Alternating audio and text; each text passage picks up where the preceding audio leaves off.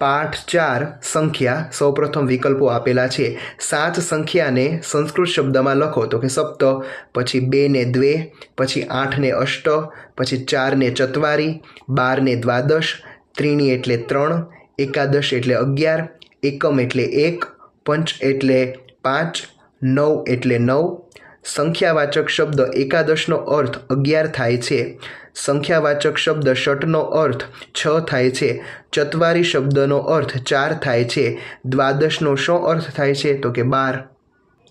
નીચેનામાંથી ક્યુ જોડકું યોગ્ય નથી એટલે કે સાચું નથી તો કે અહીં 5 આપેલા છે, લખેલા છે ષટ, એ યોગ્ય નથી। નીચે આપેલું ક્યુ જોડકું સાચું છે તો કે 12 છે, દ્વાદશ સાચું છે। ચાલો નીચે આપેલા શબ્દોને સંસ્કૃત અંકમાં લખો। એકાદશ, 9, ષટ, અષ્ટ, પંચ અને સપ્ત। ચાલો નીચે આપેલા અંકોને સંસ્કૃત શબ્દોમાં લખો। પંચ, પછી અષ્ટ, એકાદશ, ષટ, ત્રીણી, 9, દ્વાદશ અને 10। ચાલો એના પછી છે એ નીચે આપેલા સંસ્કૃત શબ્દોના સાચા અર્થ તેની આપેલા વિકલ્પોમાંથી શોધીને લખો। એકમ એટલે 1, ત્રીણી એટલે 3, દ્વે એટલે 2, ચત્વારી એટલે 4, પંચ એટલે 5, 9 એટલે 9, ષટ એટલે 6, એકાદશ એટલે 11, દ્વાદશ એટલે 12 અને સપ્ત એટલે 7।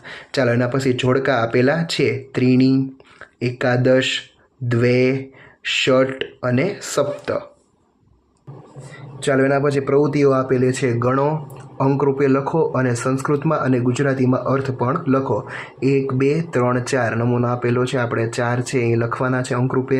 પછી ચત્વારી અને પછી 4 એટલે કે સંસ્કૃત અને એનું ગુજરાતી। ચાલો 1, 2, 3, 4, 5, 6, 7, 7 સંસ્કૃતમાં સપ્ત અને ગુજરાતીમાં 7। એવી રીતે તમારે છે અહીં 5, પછી 2, પછી 9, પછી 1, પછી 8, પછી 3, પછી 10 અને પછી 6 ફૂલો ગણીને તેને અંકરૂપે લખીને પછી તેનું સંસ્કૃતમાં અને ગુજરાતીમાં અર્થ લખવાના રહેશે।